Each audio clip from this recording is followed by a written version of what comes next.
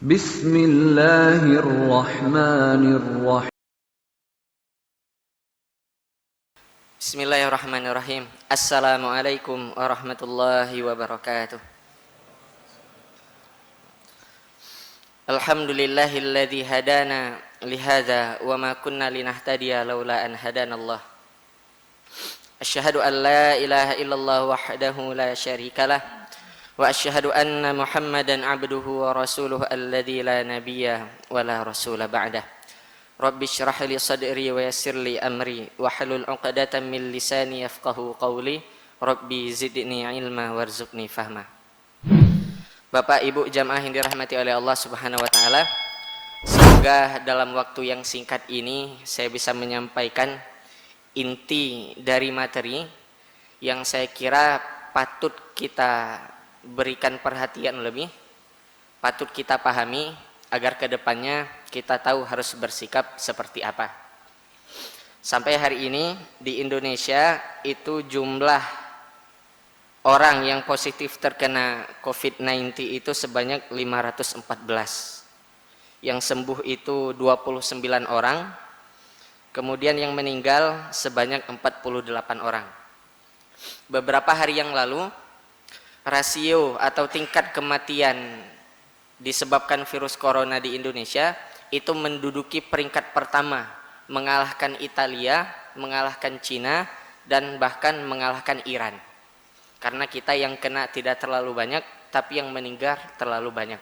Contoh saja tetangga kita, Malaysia, ini mereka sudah hampir 1.400, tapi yang meninggal itu 4, sangat sedikit. Sedangkan kita yang sampai hari ini 514, yang meninggal itu sudah 48. Tapi ternyata tadi malam dikejar lagi oleh Italia. Sekarang Italia yang menduduki peringkat pertama dengan kematian paling tinggi disebabkan oleh virus corona ini. Kemudian berita dari Ikatan Dokter Indonesia menyedihkan, hari ini sampai hari ini sudah 6 dokter yang meninggal akibat terpapar virus ini karena berusaha menyembuhkan atau melayani warga sipil pasien yang terkena penyakit virus corona ini. Maka Bapak Ibu jamaah rahimakumullah, kita minta kepada Allah semoga penyakit ini segera diangkat oleh Allah Subhanahu wa taala. Nah, yang ingin saya sampaikan adalah kita tahu Masjid Namira, masjid paling besar di Lamongan, mulai hari ini sampai waktu yang tidak ditentukan kajiannya diliburkan. Kemudian tadi saya juga buka website Masjid Gede Yogyakarta. Masjid Gede Yogyakarta tadi malam hasil rapat takmir memutuskan bahwasanya jangankan kajian, bahkan sholat fardu, sholat Jumat ditiadakan. Azan itu cuman sebagai penanda masuknya waktu sholat. Masjid Gede Yogyakarta. Sholat berjamaah udah nggak ada lagi, sholat Jumat nggak ada lagi. Kemudian sholat fardu, kemudian pengajian diliburkan semuanya, cuman ada azan sebagai penanda waktu sholat. Kemudian Bapak Ibu jamaah rahimakumullah, silakan nanti buka websitenya MUI Pusat Majelis Ulama Indonesia, itu ada lebih kurang 12 slide atau ada 11 poin itu yang intinya, saya sampaikan intinya saja supaya nggak terlalu lama. Intinya itu MUI menegaskan bahwasanya kalau seandainya virus ini atau penyakit ini dalam waktu dekat dia tidak berkurang, bahkan sebaliknya dia bertambah, maka tidak menutup kemungkinan Ramadan nanti kita akan ditiadakan yang namanya sholat tarawih. Kemudian akan ditiadakan yang namanya berbuka bersama, akan ditiadakan yang namanya nanti sholat Jumat, bahkan yang namanya sholat Id pun akan ditiadakan. Tadi malam bapak-bapak, ibu-ibu mungkin ikut berita, Badan Nasional Penanggulangan Bencana menyampaikan masa darurat disebabkan karena virus corona di Indonesia diperpanjang sampai tanggal 29 Mei 2020. 24 Mei-nya kita lebaran. Sedangkan masa penangguhannya ini, panjangannya ini sampai 29 Mei. Maka Bapak Ibu jamaah rahimakumullah, ini bisa menjadi pelajaran yang sangat luar biasa bagi kita. Kemudian saya bacakan maklumat dari pimpinan pusat Muhammadiyah. Bismillahirrahmanirrahim. Berkaitan dengan penyebaran wabah COVID-19 sesuai dengan prinsip kedaruratan yang dipedomani dari Al-Quran dan As-Sunnah Al-Maqbulah serta merujuk pada maklumat pimpinan pusat Muhammadiyah, maka pimpinan pusat Muhammadiyah menghimbau agar umat muslim dan warga Muhammadiyah khususnya menunaikan sholat duhur di kediaman masing-masing sebagai pengganti sholat Jumat di masjid. Para pengurus takmir masjid tidak perlu menyelenggarakan sholat Jumat. Adapun sholat fardu berjamaah dapat diselenggarakan di rumah masing-masing. Semoga Allah Subhanahu wa taala melimpahkan pahala dan perlindungan untuk para hambanya yang beriman dan beramal shalih. Yogyakarta 20 Maret 2020. Ini maklumat dari PP Muhammadiyah. Kemudian Bapak Ibu jamaah rahimakumullah, juga nasihat dari Ustadz Fathur Rahman Kamal, Ketua Majelis Tabligh PP Muhammadiyah. Beliau menyampaikan dua hal.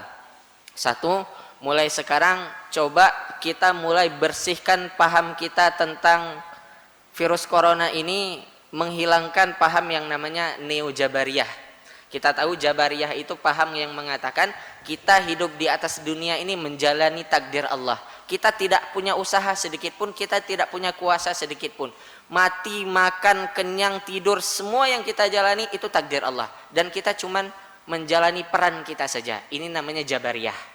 Maka Ustadz Fathur Rahman Kamal menyampaikan jangan sampai paham ini ada pada kita. Yaitu paham-paham orang yang menyampaikan, perlu perhatiannya, orang yang menyampaikan janganlah kalian takut kepada virus corona, tapi takutlah kepada Allah. Pernyataan ini benar, tapi makna tersiratnya sangat-sangat salah. Bahkan beliau itu mengambil kaidah itu, qaulu haqqin urida bihi al-batil. Perkataan ini benar, tapi maksud dari pernyataan ini salah, sangat keliru. Kenapa? Contoh sederhananya saja, Bapak Ibu jamaah rahimakumullah, kalau kita ditanya takut enggak sama harimau, maka kita akan mengatakan takut. Maka orang-orang neo-jabariyah akan mengatakan ngapain takut, harimau kan juga ciptaan Allah. Nah kalau dia ngomong seperti itu, coba dites, ditaruh dia satu kandang sama harimau, takut enggak? Maka ini juga sama.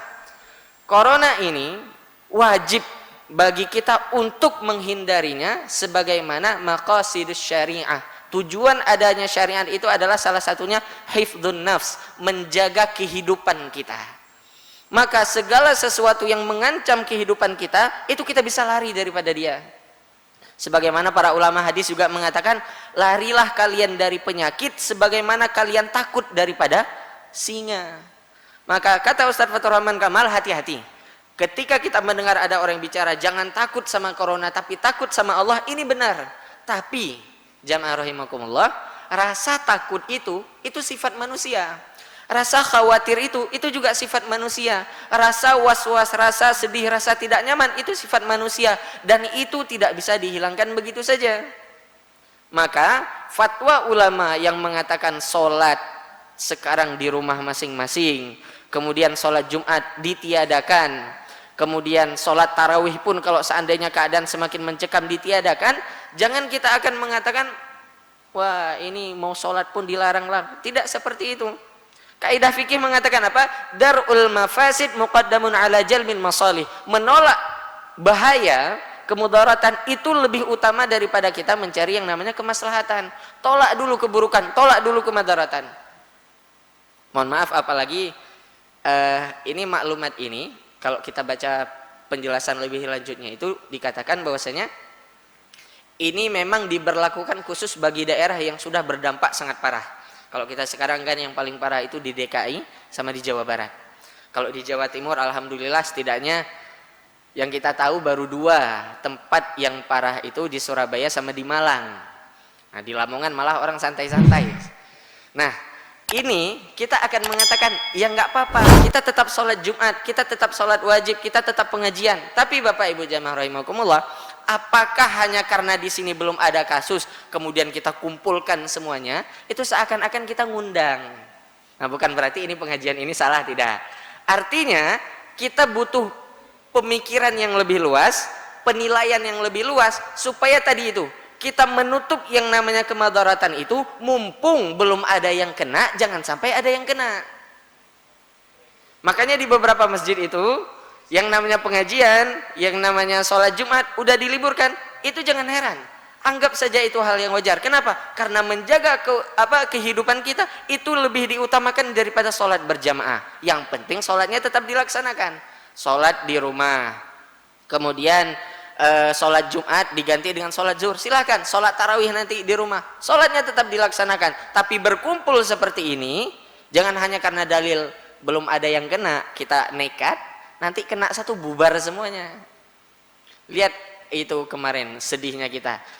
Di DKI itu udah dibilang kerja semuanya dari rumah, ada social distancing dan sebagainya, ditutup tempat wisata, Monas ditutup, kebun binatang ditutup. Apa yang terjadi? Warga Jakarta lari ke puncak Bogor. Bogor nggak ditutup, lari ke pantai. Pantai ditutup, sekarang lari ke Mojokerto semuanya, itu tempat feeling good itu. Ini kan kita seakan-akan bermain-main. Belum lagi ada ini, ada guyonan dari netizen itu, maha benar netizen dengan segala komentarnya. Ada netizen itu yang mengatakan virus corona ini adalah azab. Azab kenapa? Karena kita sudah menjatuhkan Kaisar Sunda Empire. Lah apa hubungannya coba? Ada itu yang buat itu, semenjak runtuhnya Kekaisaran Sunda Empire, maka tatanan kehidupan di dunia hancur katanya. Salah satunya disebabkan oleh virus corona. Yang saya katakan maha benar netizen dengan segala komentarnya. Itu yang pertama. Maka ubah pola pikir kita sekarang, mumpung kita masih sehat, mumpung kita nggak ada mumpung kita saat ini oleh Allah masih diberikan kesehatan, kita masih dijaga dari virus ini, jangan ngundang.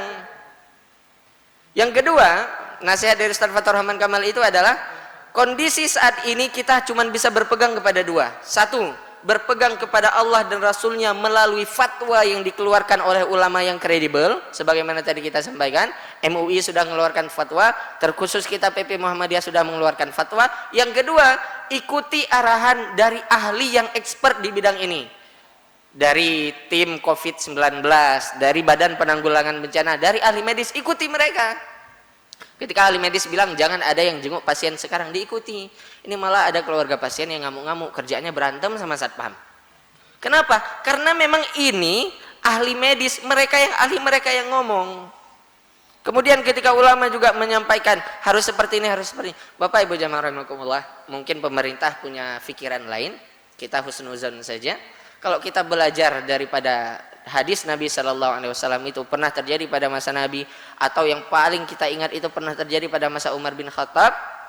Apa yang terjadi ketika adanya wabah taun? Apa yang dilakukan oleh Umar bin Khattab? Lockdown. Cuman itu obat satu-satunya yang diajarkan di dalam Islam. Ketika Umar mau ke Damaskus itu kan dicegat sama Abu Ubaidah Al-Jarrah, itu dicegat. Jangan. Kenapa? Di sana ada wabah. Terus gimana? Ini mau dilanjut atau enggak? Akhirnya mereka rapat dulu. Disampaikanlah hadis dari Nabi Shallallahu Alaihi Wasallam yang isi hadisnya itu mengatakan kalau suatu daerah ditimpa oleh wabah, maka penduduk di daerah tersebut jangan keluar. Sedangkan dari luar daerah jangan masuk ke daerah itu. Bersabarlah kalian di sana, kalaupun mereka mati disebabkan wabah taun, dalam hadis itu matinya dihukumi mati syahid. Biarkan. Nah kita enggak, bebas pergi kemana-mana. Libur 2 minggu itu harusnya kita kerja di rumah, kerja dari rumah, yang anak sekolah belajar dari rumah. Ini enggak. Libur dari sekolah tujuannya supaya enggak ngumpul, libur di kampus supaya enggak ngumpul, libur di mana-mana supaya enggak ngumpul, malah ngumpul di warung kopi. Kan sama aja bohong ini. Maka kita terkadang senang mempermainkan keadaan seperti ini, mengundang bala, mengundang musibah seperti ini. Maka Pak Hamim Ilyas itu menyampaikan, wakil dari Tarji, beliau mengatakan bahwasanya COVID-19 ini adalah musibah yang diberikan oleh Allah Subhanahu wa taala untuk membersihkan. Untuk dibersihkan keadaan kita saat ini, dan ini kan kena seluruh dunia, kena semuanya, dibersihkan kehidupan kita agar kehidupan kita tertata lagi lebih baik daripada awal, dimulai lagi dari awal. Maka Bapak Ibu jamaah rahimakumullah, kalau seandainya kita masih nakal, kita masih nekat, ya itu tadi, tidak menutup kemungkinan kita yang saat ini nggak ada apa-apa, malah kita yang ngundang. Nah maka ini bisa menjadi pelajaran buat kita, segera pihak-pihak yang berkaitan itu langsung ngambil keputusan yang tegas. Nah ada salah satu anggota majelis tarjih Nanti silahkan buka websitenya di ini, Fatwa Pusat Tarjih Muhammadiyah. Itu ada satu orang dokter, beliau anggota juga di Majelis Tarjih. Beliau menyampaikan, kalaupun satu daerah belum kena dampak yang sangat berat daripada virus corona, silahkan tetap laksanakan sholat Jumat. Hanya saja kata beliau, sholatnya dipersingkat, khutbahnya dipersingkat, sholatnya dipersingkat, dihindari jamaah itu berkumpul lama-lama dalam keadaan banyak. Silahkan, boleh tetap melaksanakan sholat Jumat, boleh tetap melaksanakan ibadah di masjid, tapi dipersingkat, khutbahnya dipersingkat. Yang biasanya kita durasi itu 20 menit, jadikan 10 menit saja. Sholatnya biasanya baca Al-A'la dengan baca Al-Ghasyiyah, dipersingkat saja, umpamanya baca Al-Kafirun, kemudian baca Asy-Syam, udah dipersingkat saja. Supaya apa? Menghindari itu tadi, mafsadat, menghindari keburukan-keburukan yang terjadi. Maka mengambil sikap seperti ini penting. Bapak Ibu jamaah rahimakumullah, coba lihat rekaman sholat Jumat di Masjid Nabawi kemarin. Saya lihat video itu nangis saya. Imamnya itu gimana? Sholat nangis. Kenapa? Gak ada jamaahnya. Kan udah dilarang gak boleh sholat Jumat. Jadi sholat cuman ada satu saf itu di belakang. Imamnya baru baca Fatihah aja dan nangis. Kenapa? Karena begitu sedih dengan keadaan kita sekarang. Di Kuwait, azannya sekarang udah berubah. Syahadu anna Muhammadar Rasulullah selesai, diubah menjadi sallu fi rihalikum, sallu fi buyutikum, atau as-salatu fi buyutikum, diubah semuanya.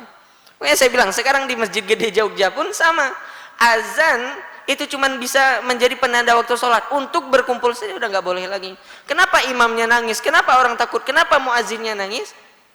Karena minimal kita sebagai orang Islam itu kita mikir, ya Allah, kenapa ya kok musibah ini sampai-sampai kita mau sholat pun nggak boleh, mau ke rumah Allah pun kita nggak boleh. Maka jamaah masih ingat mungkin beberapa waktu yang lalu ketika saya juga bahas masalah ini, kita pertanyakan apakah COVID-19 ini azab atau musibah dari Allah. Kita lihat, sempat saya bilang jangan-jangan karena penyakit ini, musim ini, tahun ini musim haji diliburkan. Dan benar, sampai sekarang kita nggak tahu keadaannya. Umrah nggak boleh, apalagi nanti haji. Lah, jangankan umrah, jangankan pikir haji. Sekarang ke depannya tinggal 1 bulan lagi, kita mau masuk Ramadan. Nauzubillah. Lebih sedih lagi kita kalau seandainya nggak ada sholat tarawih berjamaah. Bagaimana keadaan puasa kita nggak ada sholat tarawih berjamaah? Bagaimana keadaan puasa kita udah nggak ada ngaji-ngaji, nggak ada kumpul-kumpul lagi? Kapan lagi kita bisa kumpul kalau nggak Ramadan? Tapi karena keadaan seperti ini akhirnya ditutup semuanya, nggak boleh. Maka di Islam itu diajarkan cara cepat menyelesaikan virus ini cuma lockdown. Cuman itu tadi saya katakan, mungkin pemerintah punya pikiran lain, pendapat lain yang dianggap lebih ampuh. Dan apa yang terjadi pada masa Umar itu benar. Ketika dilarang penduduk itu kumpul satu-satu, sampai Amr bin As itu mengatakan, satu orang suruh ke sana, satu ke sana, satu ke sana, satu ke sana. Jangan dekat-dekat, jauh-jauh kalian. Sembuh. Enggak seperti saya bilang tadi, Jakarta ditutup malah ke puncak Bogor, Bogor ditutup malah ke pantai, pantai ditutup lari ke Mojokerto, entar Mojokerto ditutup makan pecel lele di Lamongan. Jadi kita itu seakan-akan menganggap keadaan kita ini sekarang adalah keadaan yang biasa-biasa saja. Maka jamaah rahimakumullah, terakhir saya sampaikan ada beberapa hal yang harus kita pahami, beberapa alasan dibolehkan oleh syariat untuk kita tidak melaksanakan sholat Jumat atau sholat jamaah di masjid. Ini juga dari website Pusat Tarjih Muhammadiyah. 1. Dibolehkan kita tidak sholat Jumat dan tidak sholat berjamaah di masjid ketika sakit yang membuat seseorang payah untuk dapat hadir sholat Jumat dan sholat berjamaah. Sakit parah, dia nggak apa-apa nggak sholat Jumat dan sebagainya. Yang kedua, khawatir atau takut akan adanya bahaya yang akan menimpa pada diri, harta, kehormatan dan kesehatannya. Ini maqasid syariah. Dia menjaga dirinya, dia menjaga hartanya, dia menjaga kehormatannya. Jangan sampai kalau dia sholat Jumat nyawanya hilang, dia sholat fardu nyawanya hilang. Yang ketiga, karena hujan, lumpur atau disebut dengan al-wahal, cuaca yang teramat dingin atau panas, angin kencang dan gelap gulita. Dan Bapak Ibu jamaah rahimakumullah, kalau kita lihat pada masa Nabi itu, larangan sholat ke masjid itu simpel sekali. Nabi itu melarang kita sholat ke masjid cuma 2 alasannya. 1, angin terlalu kencang. Yang kedua, hujan deras. Udah, itu aja. Sama Nabi itu cuma 2 itu. Angin terlalu kencang, Nabi langsung perintahkan kepada muadzin, suruh kaum muslimin sholat di rumah. Atau yang kedua, hujan terlalu deras, Nabi perintahkan kepada muadzin, beritahukan kepada seluruh kaum muslimin sholat di rumah. Kenapa? Hujan keras. Nah, apalagi sekarang virus ini sangat mengerikan. Sampai itu ada tulisan itu yang mengatakan kalau keluargamu ada yang terkena virus ini, maka itu terakhir kali engkau bisa bertemu dengannya. Kenapa? Kalau memang bisa sembuh, bisa ketemu. Kalau dia nggak sembuh, maka itu terakhir kali bisa ketemu. Dia dibawa ke ruang isolasi, nggak bisa ditemenin. Kemudian dia sendirian di sana. Kalaupun dia meninggal, tetap nggak bisa ditemuin. Kenapa? Takut virusnya nyebar juga. Bahkan dia pun ada kemungkinan akan ditanam dengan pakaian yang dia pakai. Ini bukan lagi perkara main-main. Nabi saja cuman hujan, cuman angin disuruh sholat di rumah, apalagi keadaan seperti ini. Maka Bapak Ibu jamaah rahimakumullah, penting tadi kita memegang apa yang difatwakan oleh ulama, kemudian kita mendengar apa yang dikatakan oleh para ahli. Yang keempat, alasan dibolehkannya kita sholat di rumah, yaitu menghindari dari bau kotoran yang menyengat. Karena yang demikian akan menghalangi orang yang sholat. Termasuk juga ketika mau sholat itu sudah dihidangkan makanan, maka makan dulu, jangan sholat dulu, ntar sholatnya nggak khusyuk.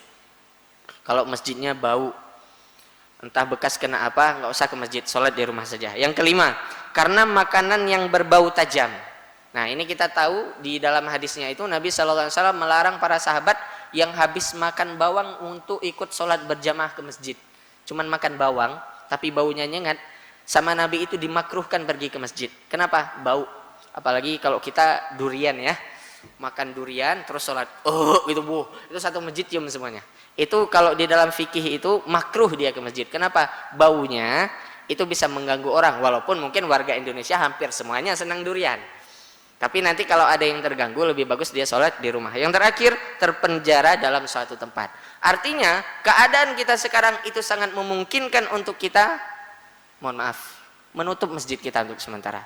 Tapi di sana ada renungan yang luar biasa. Renungannya adalah apa yang kita lakukan sampai-sampai keadaan kita saat ini untuk menuju rumah Allah saja pun kita masih terhalang. Maka Bapak Ibu jamaah rahimakumullah, saya meminta kepada kita semuanya, banyak-banyaklah kita berdoa kepada Allah, banyak-banyaklah kita beristighfar kepada Allah.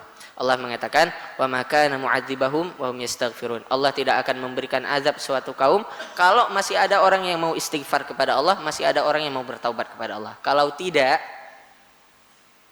maka kita mungkin gak akan ke masjid dulu untuk sementara. Lah gimana coba? Gak ke masjid. Gak ke masjid, gak bisa sholat Jumat, gak bisa ikut pengajian, gak bisa sholat berjamaah, tarawih gak ada, sholat id pun gak ada. Na'udzubillahi min dzalik. Semoga Allah segera mengangkat penyakit ini dan semoga Allah memberikan kesembuhan kepada semua orang, semua manusia yang sudah terkena penyakit ini. Adapun yang belum terkena, semoga dijaga oleh Allah Subhanahu wa taala. Terakhir saya ucapkan terima kasih kepada para ahli medis, dokter-dokter, perawat, apoteker dan sebagainya, termasuk cleaning service di rumah sakit, itu luar biasa karena masih tetap bisa melayani. Dan juga saya harap kepada masyarakat seperti saya, warga sipil biasa, apapun ketentuan ulama kita, apapun ketentuan ahli medis kita, untuk sekarang jangan dulu mengikuti hawa nafsu, jangan dulu mengikuti egoisme kita, jangan dulu mengikuti sifat nakal kita, jangan.